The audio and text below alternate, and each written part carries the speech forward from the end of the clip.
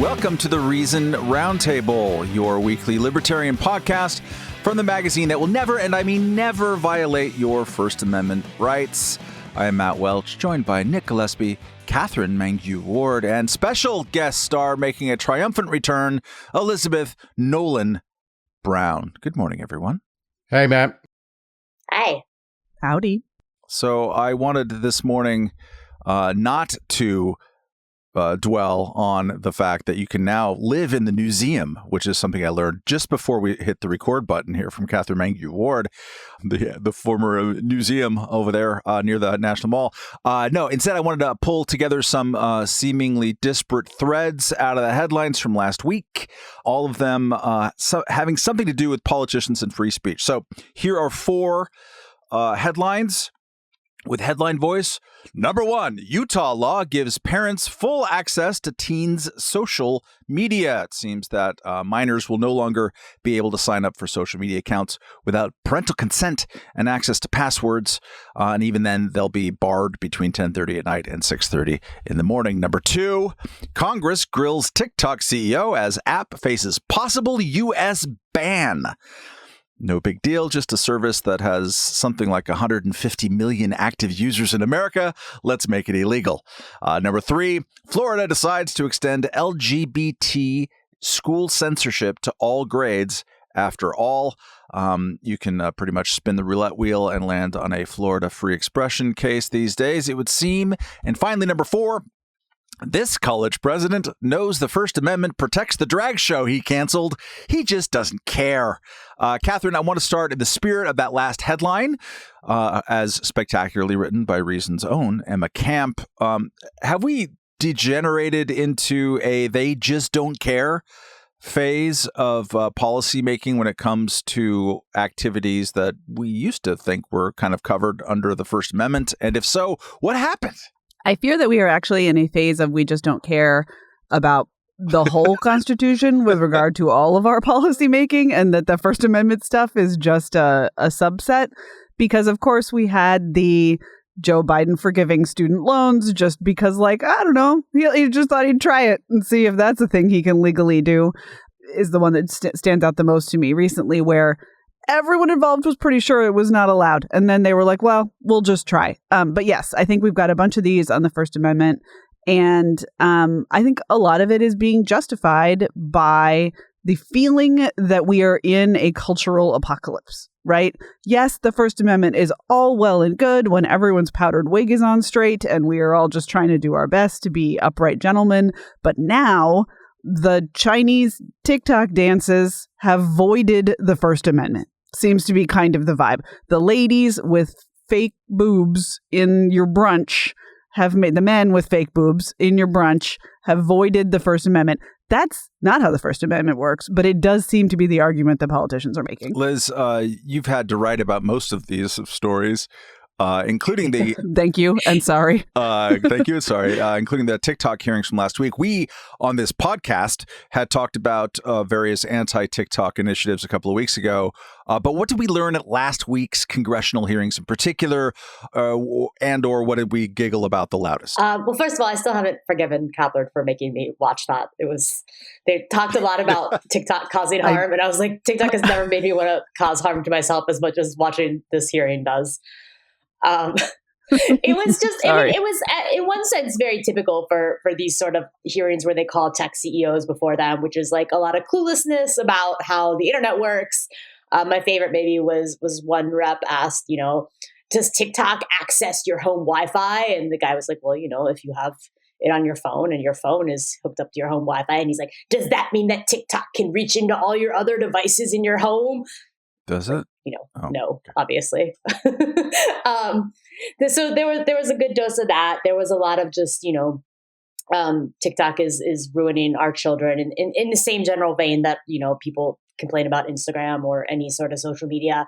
What was different was obviously people are afraid that TikTok is sending US user data to the Chinese. And it was just sort of crazy because no one wanted to listen to the CEO at all. I mean, ostensibly they were there because Chu, the CEO, was going to, talk about how they were protecting US user data with these initiatives to host it in the US and let third parties look at their code and all of that. But basically, they just wanted to be like, you are a tool of the Chinese Communist Party.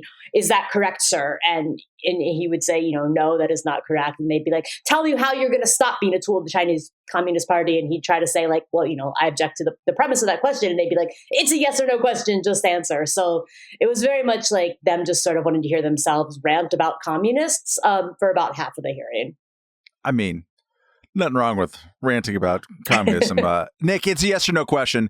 I'm kidding. It's not. I think that the internet should go full footloose and just ban dancing, and let's get it over with, especially for kids. Joe Biden, I could see Joe Biden doing that. Nick, and when I say Joe Biden, I mean Joe Biden in air quotes. Yes, because he obviously is being, he's coming out of the same factory that the new John Fetterman came out of. Audio animatronics. It's still with us. It's never left. It's one of the great things we still do well in America. Thank you, Walt Disney. More than a decade ago, Nick, in various joint writing projects that shall remain nameless, you and I used to say to our left of center friends, hey, look, you guys think that you're all about free speech, but really your main party is not. We used to say something kind of similar to our friends on the right, having to do with their actual lived-in commitments to free markets and limited government. Do you get the impression that if we were to, kind of say the same thing now, both sides just say, yeah, that's right, we don't really care about that stuff anymore? And it is literally, I've had arguments with people, I've actually had arguments with people who say, we are in a culture war, Matt, and you have to pick a side.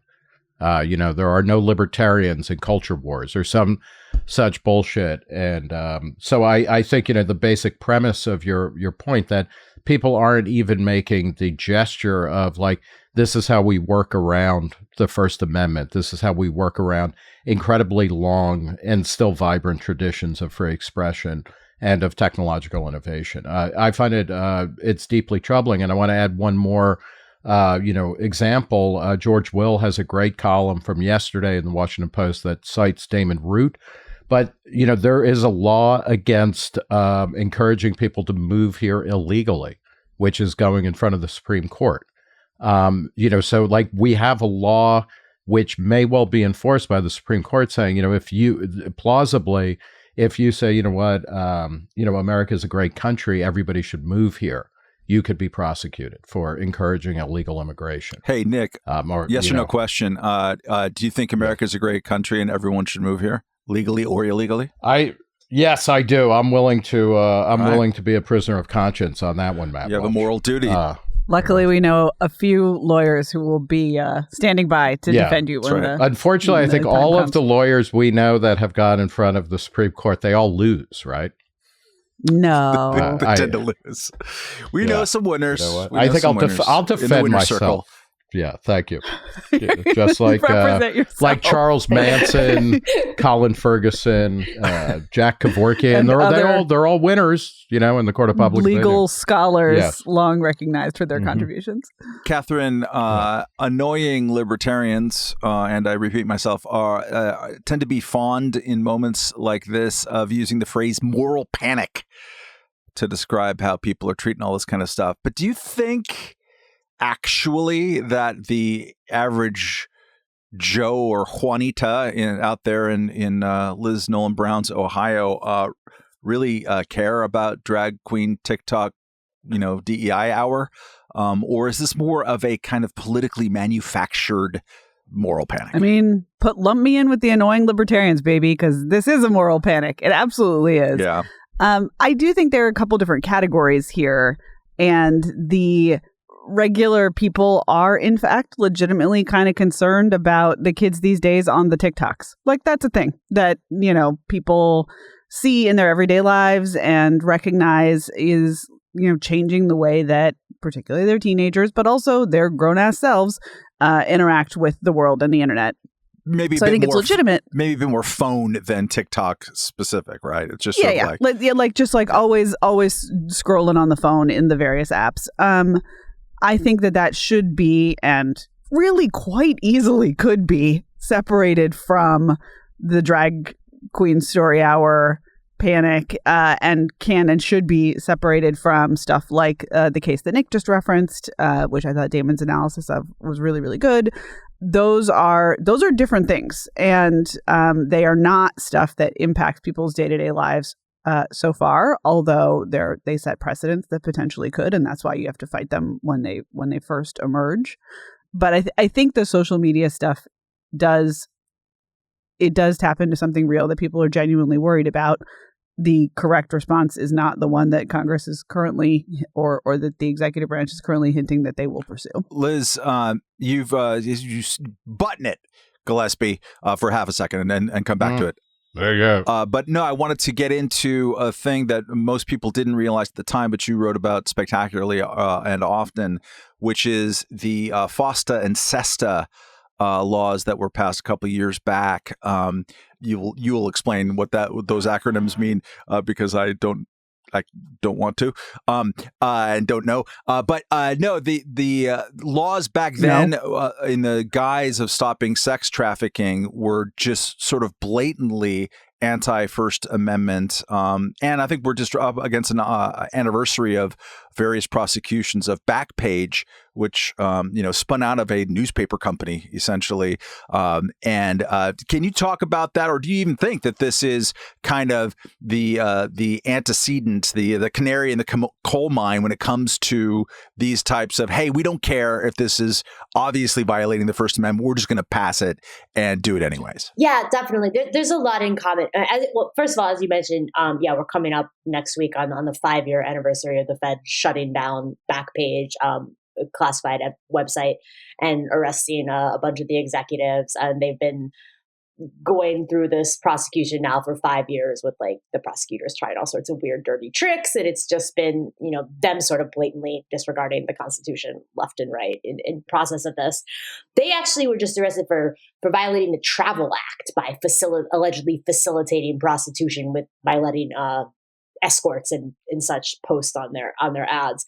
FOSTA, which is the allows states and victims to fight online sex trafficking act. Talk about a loaded bill name there. Makes it a federal crime for a website to promote the prostitution of others.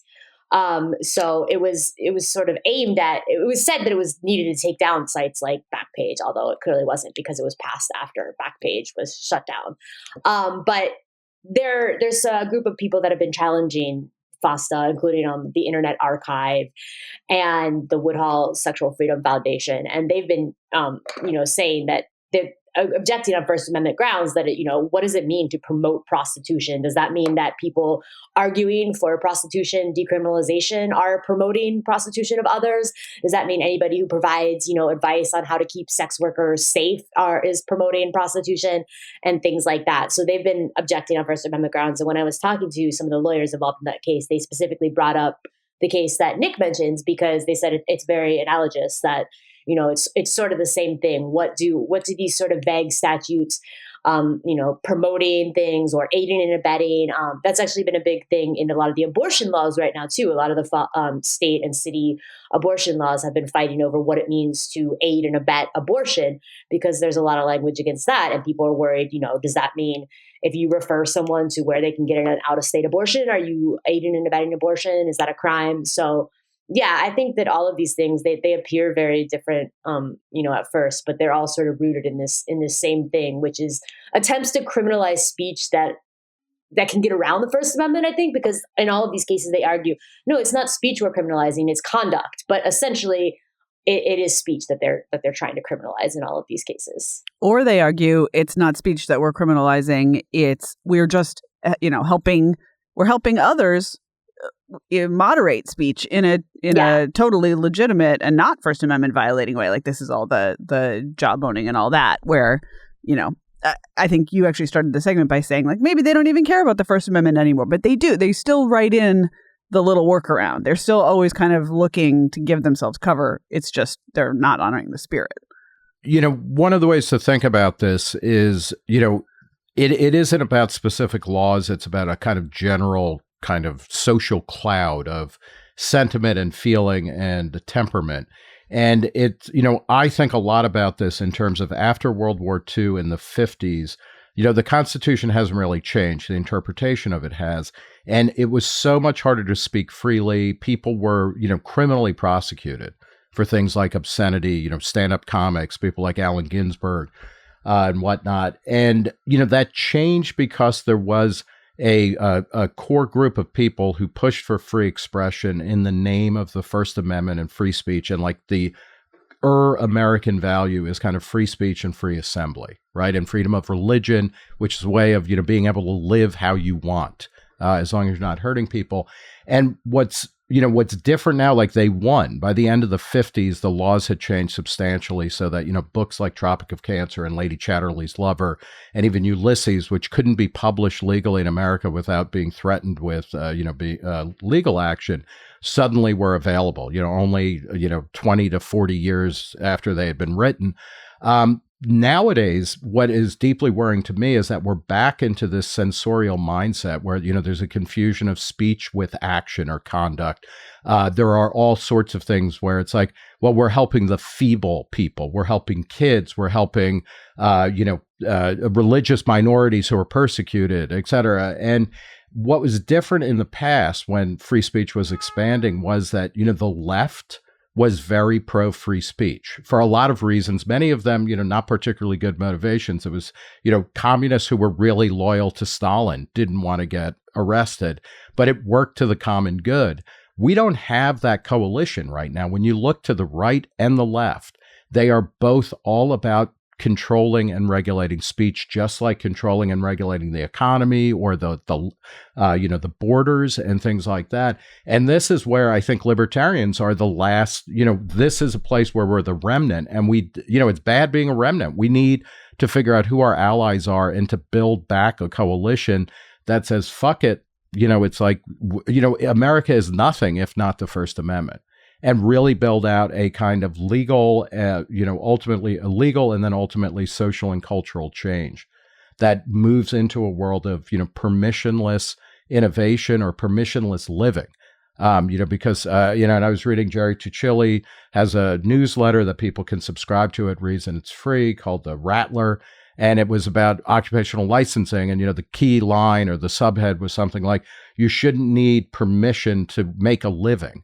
And it's like, that's totally right. And that applies to every aspect, especially speech and peaceful free assembly. And like, we need to build out that coalition. Nick and I both, and other people on staff, have talked over the years about the twin facts we think facts at least, of the Supreme Court being really good this century on free speech. And also that the Supreme Court, as Barry Friedman has argued pretty persuasively, tends to lag and ratify public opinion 10 years after the fact. And so this, the worry about the culture of free speech, which is a thing that exists no matter what people with funny hats tell you, if the culture of free speech goes bad, then we worry that the Supreme Court's ratification 10 years later, it will also start being bad itself. One sort of addendum to that is just the notion, and we've talked about free speech and the Supreme Court in this context, they only hear so many cases a year. If everyone's out there just throwing out laws and going to ban this and do that, state level, local level, federal level, you're going to be a bit overwhelmed. You can't stop that. You can't just rely on the Supreme Court being the backstop on all of this. If you don't change around the culture, including the political culture, you're going to see a lot more of the FOSTA SESTA-ization of everyday life out there. And it's no good, Katherine, is what I'm saying. All right. I wanted to switch topics here. This next one is the direct result from the mistake I made in visiting the Washington, D.C. office. It was great to have you in the office this past week. Fun fact, by the way, we have a new office in D.C. being finalized right now. And from what I understand, from a snappy little brochure that arrived in my mailbox the other day, you can pledge and support walls and bookcases and windows and things like that. So go check. A couple of the toilets are already claimed, but there are other naming rights still available. The Gillespie Memorial Toilet is. Please reach out to Matt Welch personally about those naming rights. How that goes. Anyways, I was there and I said, hey, Katherine, isn't it great that I can just be here and we could talk like in person? So maybe you want to have some input on what the Reason Roundtable is going to be talking about. And sadly, she answered and she said, great, let's talk about why you, Matt Welch, are so wrong about hating on ChatGPT and artificial intelligence and all that stuff. So here we are. I will set it up. I don't know when it got started. I think in the last couple of months, suddenly something like 25% of my Twitter feed and certainly the Reason Slack channel just got clogged with people experimenting with like telling a robot how to write poetry, like, James Joyce punching Muhammad Ali or something like that. And I was all sweet. I can now just turn off my brain and ignore 25% of all conversation and instead focus even harder on Biff Pokeroba statistics. Some other people who are a little bit darker than I in their ludism have been worrying loudly about Skynet and machines learning from each other and whatnot. Katherine insists that I and they are all wrong, that the robot chat birds are awesome, and we should really spend all of our time telling our illustrators to make George Washington look like a professional wrestler. So Katherine, please tell me why I am wrong. And also why the fearmongers are wrong too, and that this is super interesting to watch Jesse Walker use ChatGPT in the Slack channel. I cannot definitively say whether the fearmongers are right or wrong yet, but what I can say is that right now is the fun part, and you are missing out on the fun part by being a curmudgeon. All of these new things are like weird and mushy and just generating unexpected things. And that is the best part of a new technology. And, just getting in there and messing around, like what you're seeing is the kind of the products of people experiencing this thrill of something genuinely new. And you can be a grumpy old man about it, I guess, if you want. But why wouldn't you join us as we experience the thrill of something genuinely new? I have, in the past couple of weeks, used ChatGPT for a whole bunch of different things, including I asked it to recommend drinks for all of us here on the pod. And it did a shockingly good job picking an old-fashioned for Suderman, a margarita for Matt, a gin martini for me. And Nick, I asked it to recommend psychedelic drugs for you. And ChatGPT said, I cannot in good conscience recommend psychedelic drugs because they might be illegal. So that was some bullshit. But that was fun too. And Liz, I'm sorry, I didn't know you were going to be filling in for Suderman today, but you can have his old-fashioned. You save it for later. But I also had it write an introduction. I had to introduce a speech given by Robbie Suave. I had it write it for me, and it did a much better job than I would have, frankly. And I just think, like, be in the fun part of this. Like, be in the part where it's disruptive and weird, and also, like, this is going to solve a bunch of the problems that we currently have with the last round of technology. And I think that that's something that's really underappreciated. Like, how is this going to solve something? In the same way that, we are, like, right now freaking out about the fact that, our search engines are run by the left or the right or whoever, and our social media is, too absorbing of our teenagers. Like, when the AIs pop in here, it's all going to change again. Like, TikTok isn't going to be the dominant platform in a couple of years because it's all going to change again. And I think that it's just like, this is a new technology sweeping in with the gale of creative destruction at its back. And we like that. Remember? We like that. Yeah. We're in favor of that. But it's already getting roped into those sort of cultural war battles that like the stuff you just mentioned is. Like, already people are mad because, like you said, like, it won't recommend illegal drugs. Or I guess, like, one of the things, maybe ChatGPT wouldn't write an ode to Donald Trump. And, like, they've been programmed but there are like by 6 tech of them. companies too. They're competing ones. Yeah.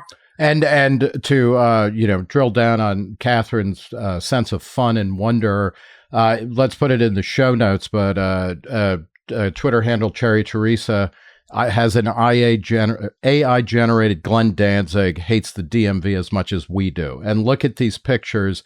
This is fun. It's interesting. There is an entire world of art, music, literature that is being born with this. And instead of wetting our pants about it, we ought to, kind of engage it a little bit and see where it's going and what it's about. One of the big stories last week, Matt, that, had people scared were there were AI generated pictures of Donald Trump being arrested. And the Washington Post wrote about it and didn't show the pictures, because that would be like committing a crime or something like that. But the response to it was fascinating. And it's like, what is happening is AI, and it's not just making, pictures or doing stuff. It's AI helps to get rid of the grunt work. So, every time you use a cell phone answering, when you leave a message or you use a vacuum or you use any labor-saving device that gets rid of the grunt work, that's what AI is mostly going to be doing. It's going to be doing coding. It's going to be doing background stuff to free us up to live the lives, at a higher level, not at, we're not going to become slaves to this. But we will develop, and we are already developing the media literacy that goes in a world where essentially everything can be assumed to be some sort of deep fake. And that is true of the way we live and our life philosophies. We all, we have random kind of connections to reality that sometimes we test, sometimes we don't. AI kind of manifests that in a bigger way. And it boggles my mind that people are, afraid of this. And the fact is it's not people, it's experts. And, Suderman actually flagged this for discussion. Over the weekend, Yuval Harari and a couple of other people have this incredibly insane rant against AI called "You Can Have the Blue Pill or the Red Pill, and we're out of blue pills." And it's about how if we don't master AI, it will master us. And it's like, the fucking history of technology is that it serves humans.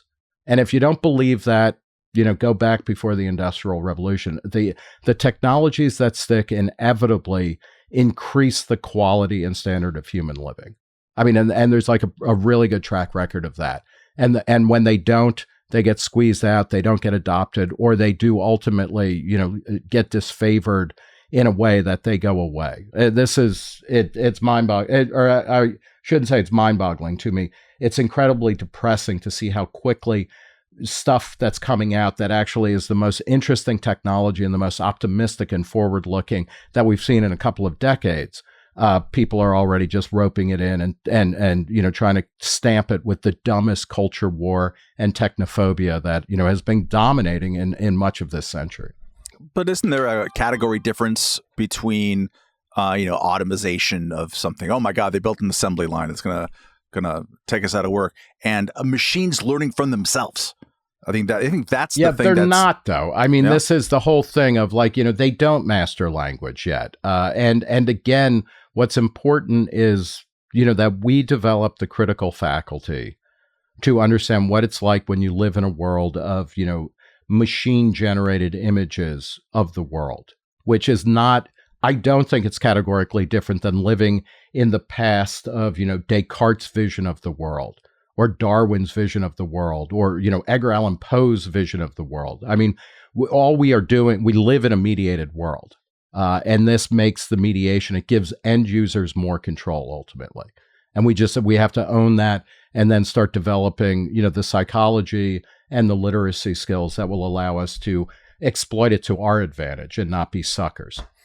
Liz, I feel like I should ask you a question that includes the phrase revenge porn deepfakes. I don't really know what any of those words mean, but it seems like you'd be the expert.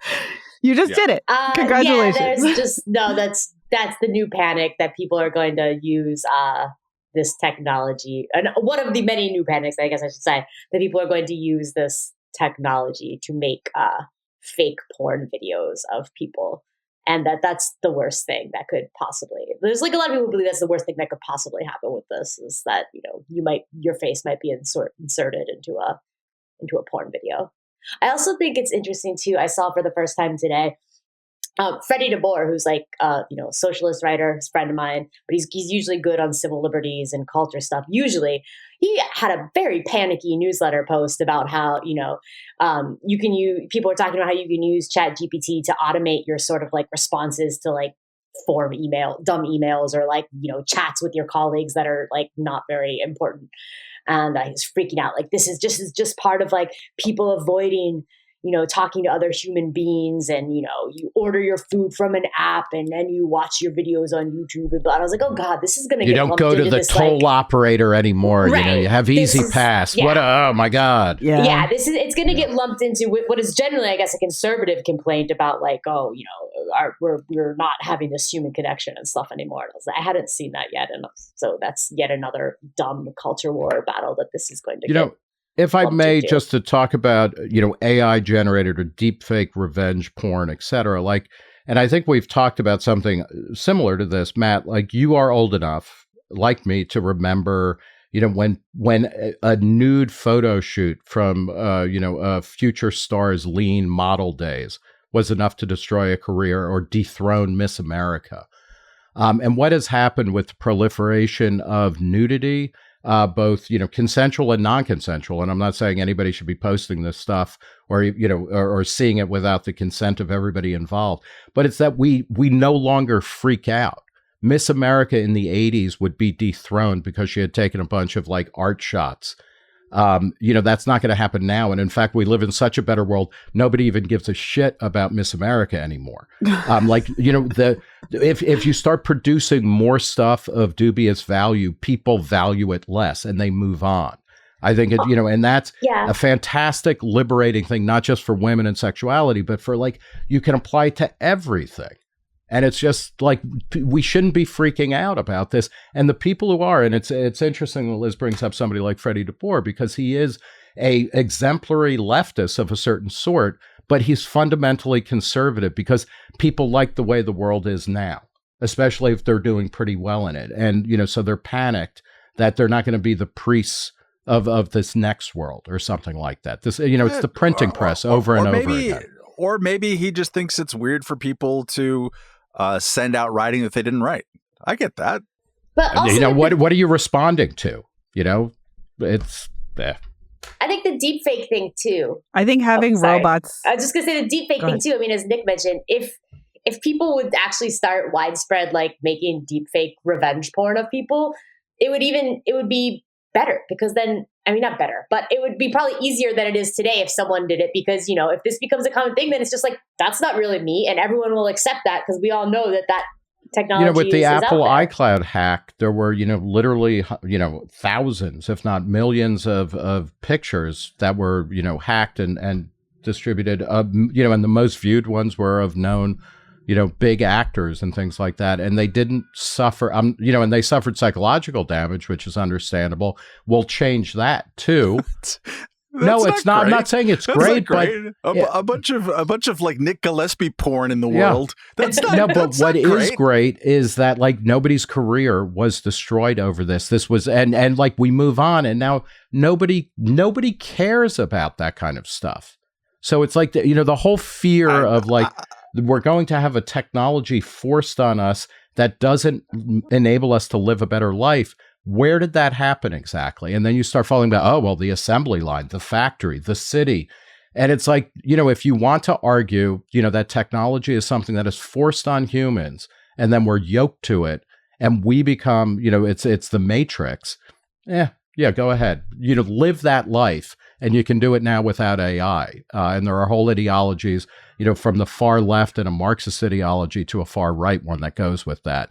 And, meanwhile, I think the rest of us will be enjoying ourselves using technology so that we have more time to actually think and love and learn and have interesting lives. I will submit that if I stumble upon, by accident, by just happenstance, a deepfake Nick Gillespie porn, that I will suffer damage. That will be, that will not. I'm sure you will. I'm Matt. sure you seem to have forgotten. I think you'll be in it. You seem to have forgotten the brief period many years ago when our comments were taken over by erotica featuring all of the Reason staff. Only written, not images. I have chosen not to remember that or even acknowledge the phrase Nick hung his leather jacket on a nearby stalactite is a phrase that I will never dear God. All right, that's enough robot tree for now. Let's get to our listener email of the week here in a moment. But first, a reminder that this episode is sponsored by BetterHelp. Friends, do you really know yourself? I mean, your real self, not your robot self. Are you the same person that you were 10 years ago, or I don't know, February 2020, to pick a month? If your inner machinery has indeed been changed by the challenges of time and circumstances, have you adjusted your self-conception and operating system accordingly? Therapy with a trained and independent arbiter can be a worthwhile way of deepening your sense of self-awareness, allowing for changes to the way you approach things and just coping better with the obstacles that all of us face. That's where BetterHelp Online Therapy comes in. BetterHelp is an easy-to-use, super flexible, entirely online therapy service that has helped many, many listeners of this very fine podcast that you're listening to. All you do is fill out a quick questionnaire, get matched with a therapist, then start increasing your self-knowledge right away.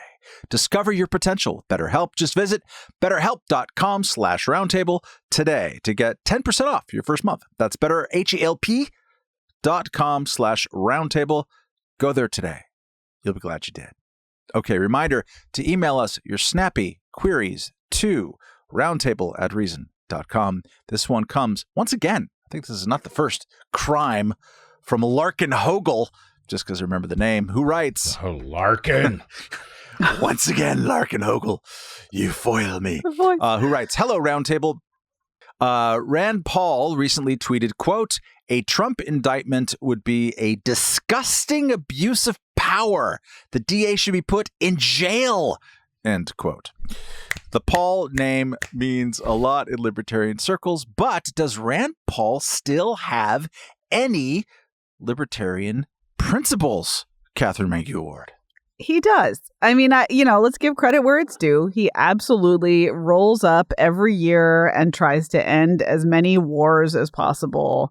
He absolutely, does have still the muscle memory of some of these libertarian principles, and I'm sure hold them sincerely. Here's the thing that's not libertarian: putting people in jail for dubious legal theories. That's not a thing we do. I actually think, the more that I read about the Trump indictment, the more I think that it's really quite a tenuous and tendentious case that they are bringing against him, even if, in fact, it does go forward. But we don't fight fire with fire. That's the thing we don't do in the criminal justice system as libertarians. And I think we should not listen to Rand Paul in this case, even though sometimes he is still libertarian. I mean, if you're going to put anyone in jail, why not the state, man? Yeah. Nick? Yeah, why not Fauci? You fight fire with fire and the world is blind, Matt Welch. The world is blind. Did the robot write that for you? Yeah, I'm hoping. I mean, for me, the deficit in AI is I want an AI that consumes all this stuff so that I no longer have to. But we'll get there.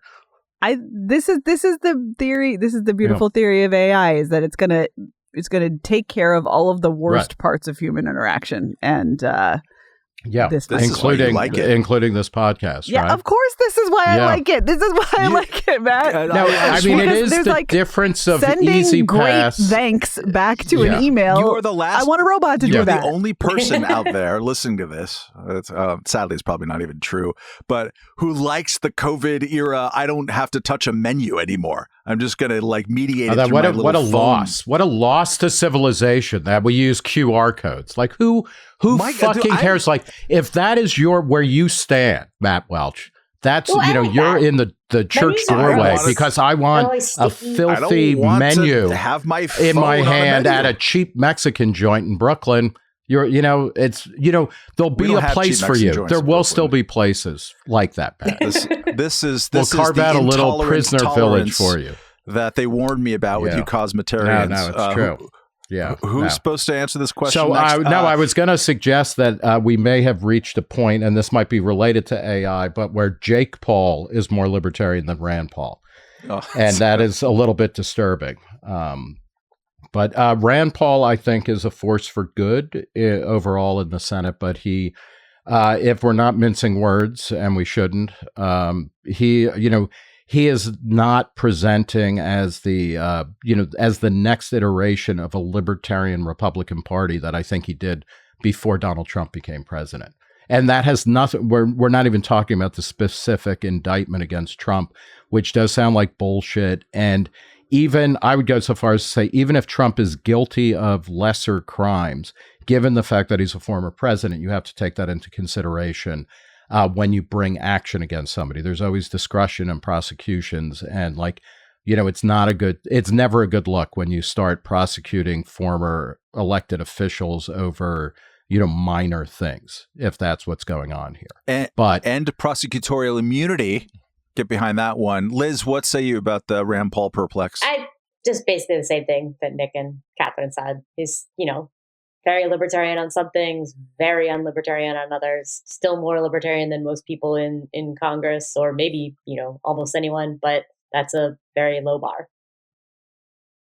To get Nick's ears interested again, I wrote a piece in 2015 called "The Earl Weaver Case for Rand Paul's Libertarianism," which is great because it's a bad case. Nick hates Earl Weaver because Nick, this is a big surprise to everyone.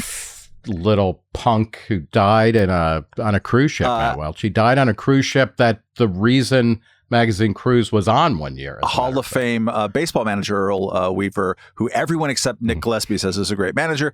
Anyways, the one thing that he would do as a manager is, and it was actually kind of a revolutionary insight for the moment, is that he would take a flawed player and, in his words, learn to accept them not for what they can't do, but for what they can do. In other words, put them in situations where they're good at, yank them out of situations that they're bad at, and then suddenly a lot of people who had been discarded by other organizations because they weren't the complete package could be put in positions to succeed. And his teams did really well for 17 years or however long he managed.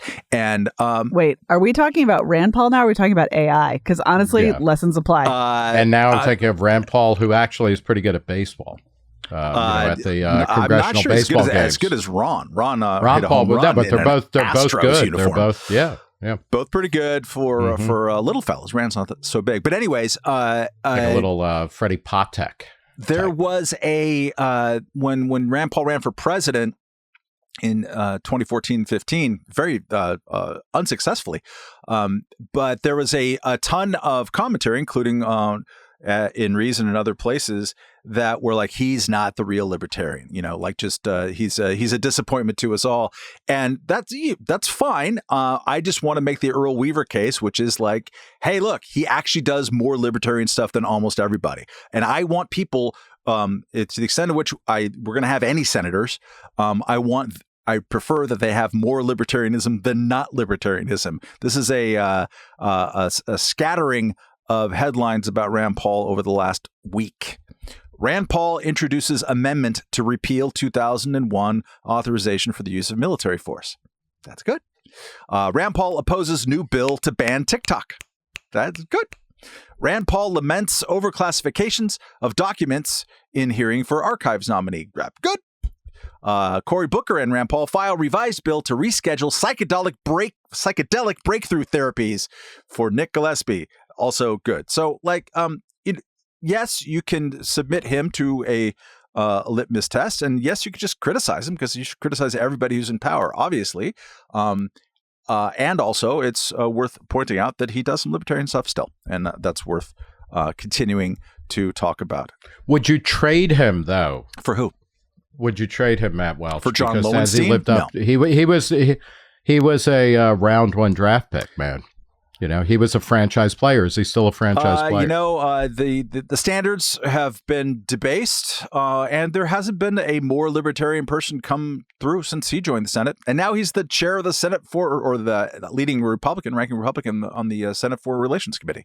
That's helpful. I'd rather have that, even though I don't necessarily agree with everything he says on the Foreign Relations Committee either. Okay, enough of me talking. Let's get to our close of podcast discussion of what we have been consuming in the cultural arena. Nick, why don't you lead us off? Now I have to actually go and find my thing. Yeah, I know. I forget. I consume a lot of shit every week. What did I say? Again, here it is. I, for one, welcome our robot overlords who can do these recommendations for us by scraping our Kindle and streaming service data. I want some control over that. Yeah. AI revenge porn. Earl Weaver revenge porn. Where he's being victimized by Joe Altobelli, Matt Welch, a guy who could reliably win the World Series. Okay. To produce some Earl Weaver revenge porn just for you guys. Yeah. So I watched Money Shot, the Pornhub story, which is a documentary on Netflix. It's not very dirty. I guess there's a few nipples, but that's about it. It's pretty family friendly, Matt, especially if you belong to the Manson family. But it's a discussion of how Pornhub was broadly demonized, and it talks about kind of the weird financing of it and things like that. And unfortunately, it has an arc. It's interesting as how Pornhub kind of grew and how it intersected and really revolutionized. And according to some people, decimated the porn industry, while also because it made it harder for traditional kind of legacy porn producers to monetize their content. But by the same token, it also allowed individuals to do that quite successfully, as well as kind of create, a market for things like OnlyFans and other stuff. But it's about a crusade against porn and to shut down Pornhub as a den of trafficking and underage exploitation. And there's a reveal about the crusade against it, which is unconvincing and ultimately uninteresting. I won't spoil it. But I think watching Money Shot, the Pornhub story, is an interesting addition to this question about free expression that has been haunting us like Banquo's ghost. This episode, Matt Welch. Liz, what have you consumed? I am rereading right now a book by Joan Kennedy Taylor. It's called Reclaiming the Mainstream Individualist Feminism Rediscovered. Feminists for Liberty, which is a nonprofit libertarian feminist group that I help lead. We're doing our first book club and we're reading that. So I read it years ago and I'm rereading it. And it's just really good. Taylor was she was a longtime Libertarian Party activist. She was worked with Ayn Rand when publishing house, became friends with her when she worked at a publishing house. She went on to help found the Association of Libertarian Feminists and Feminists for Free Expression in the 90s. So this book was written in 1992 or 1993. And about, it's partly about waves of American feminism and how, there's always been a push and pull between individualist feminism or libertarian feminism and more collectivist or socialist feminism. And she argues that, at time periods when libertarian feminism has been more ascendant, it's appealed to a broader range of the American public, and feminism has gotten a worse rap and been sort of less powerful and less, mainstream when it's been the sort of collectivist sort that's in charge. And, when she was writing in the 90s, the collectivist sort was in charge. And unfortunately, that is still true. So it's really interesting for a historical perspective on feminism and libertarian feminism specifically. And also because sadly, like a lot of the things she's writing about from the early 90s perspective are still very much true today. Katherine. Could I ask you very quickly, Liz, are you finding a rebirth of interest in individualist feminism or, kind of pro-capitalism or anti-left-wing collectivist feminism in your circles? We definitely have a lot of people who are already libertarians who are excited to find that there is like a whole history of this. Amongst like other people who consider themselves feminists and are not libertarian, no. Katherine, what have you been consuming? I consumed a book in my favoriteest genre, which is the How a Single Commodity Explains Everything nonfiction book genre. And this book is called Egg. It's by Lizzie Stark. It's out this week. It's a new book. It's out this week. The subtitle, God Help Us All, is A Dozen Overtures. And it is, God. And you roll your eyes when we talk about the Baltimore Orioles salad days. And I will continue to do so until my dying day. Holy this cow. book is very interesting. It is also well timed, right? You hear about people write books and they're like, oh, is it going to be published too late, too early? This book is landing on shelves right as everyone's like, why are my eggs so expensive? Blah, blah, blah. So good timing. Congratulations to Lizzie Stark on that. There was like just a bunch of cool stuff in here that I didn't know, including like how many creation myths are egg based, and also a whole history of people who used to be egg collectors because they thought that like eggs contained the evolutionary missing links that were going to like fill in the gaps in Darwin's work. So people were like constantly risking their lives to steal eggs from rare birds, which turned out to be completely useless. Just like a bunch of stuff about like eggs use in science. I will put an asterisk on this for Reason Roundtable listeners.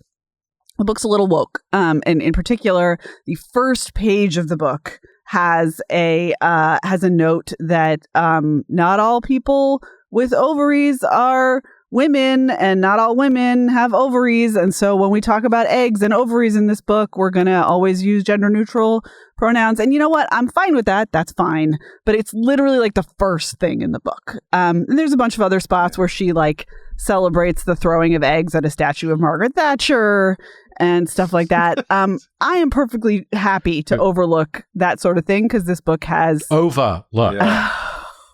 Yes.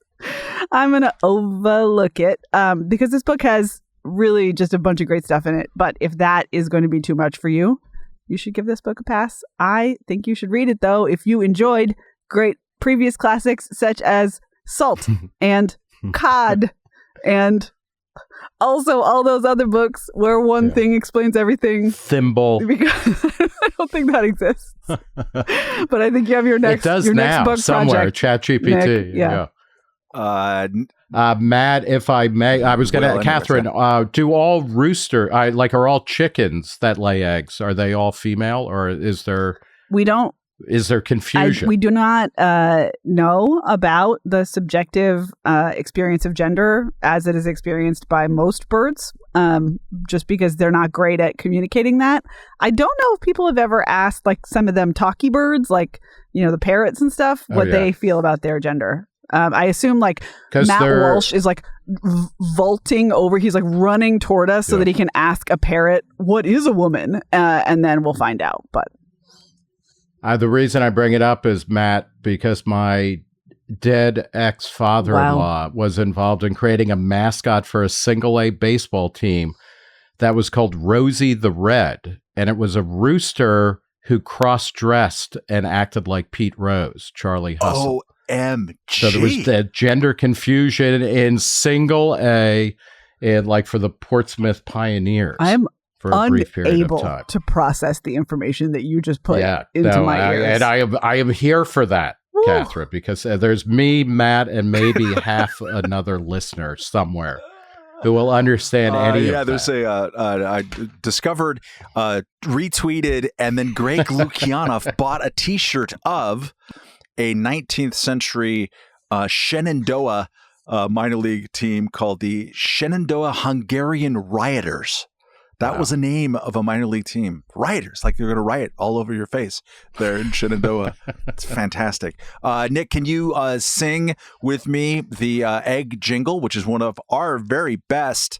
The incredible edible egg? The incredible edible egg.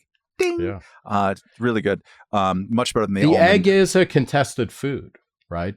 I'm sure the author goes into it. Right? Is it good for you? Is it bad for you? It's giving us all heart disease. It's the only thing you can eat. Does she go into egg beaters complicated food. at all? Like do the simulation of egg and egg-like products? I'm going to do mine now and just interrupt Nick. I just can't imagine. Yeah. For a timely movie here, because it's about a Luddite middle-aged man and his dysfunctional family. The Matt of Welch 4. story? It's called The Mitchells versus the Machines. It's a 2021 film, Netflixed, directed by Mike Rianda, music by Mark Mothersbaugh, Nick. Oh, wow. Of Devo fame. Yeah, Who's the prophet of de-evolution. Yeah, we're all becoming Wink Martindale. It's a silly, animated, tender, loving feature about a family of 4 who becomes the humanity's last hope against the robots who have decided to enslave everybody because artificial intelligence is bad, and the dad was right about that, being the Luddite, and it's. I watched it at the behest of my 8-year-old, who spent a lot of time laughing and pointing at me, which was interesting. There's quite a few laugh out loud moments, especially of the dad's inability to do things like log on YouTube, which I totally get. It was pretty great. It's silly. It tends to be kind of a tender, affectionate look at familial dysfunction. And of course, they ended up all going great. And then without spoiling too much, but there is the requisite, the addled peacemaking mom at some point becomes a enraged little bear cub protecting superhero avenging against all the robots, and it's all kind of fun. So it's The Mitchells versus the Machines. You can find it on Netflix, probably other venues as well, but pretty good, and it fits this episode very nicely. So there you go.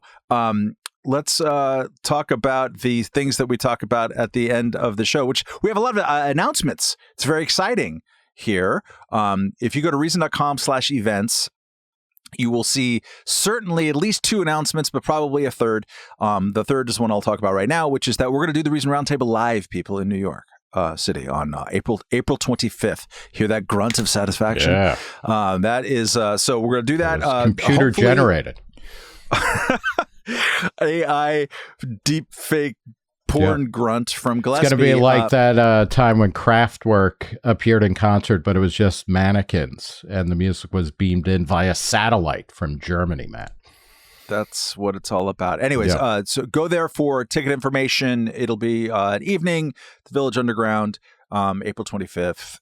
It's going to be great, and look forward to it. But tickets are limited, so you'll want to jump on that as soon as it is available. There's also the April 3rd Reason Speakeasy event, yes, Nick, that you want to tell them more about again. Yeah, Go. that is with Matt Zwolinski and John Tomasi, the authors of the book The Individualist, which is an intellectual history of the libertarian movement and where it's heading, but maybe shouldn't be. So, excuse me, that's April 3rd. The Reason Speakeasy tickets are $10, and doors open at 6 p.m. There's beer, wine, food, and mostly conversation for the mind, Matt Welch.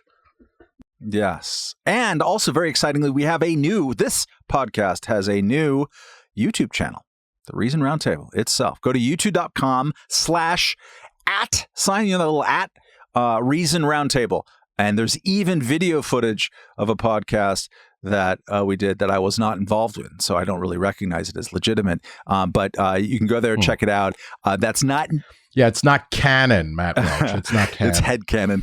This is not a promise that we're going to start showing regularly video of this particular podcast, because I'm not quite committed yet to wear pants and such like. But it's for those of you, and I know there's many of you who like to consume audio on YouTube. This is the way to do it. It's great. Should be fun. So youtube.com @Reason Roundtable. Do it. You'll be glad you did, etc. If you like our business, contribute to it, please. Reason.com/donate gets you there. Katherine, am I leaving out anything else? Just that one sentence that I said on this podcast was actually a robot-generated version of me, and listeners should try to guess which one it was. Dear God. My God. Thanks for listening. Goodbye.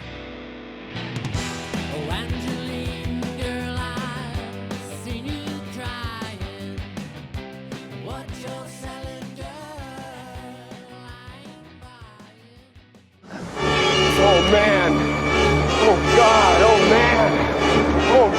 God, oh man, oh God, oh man.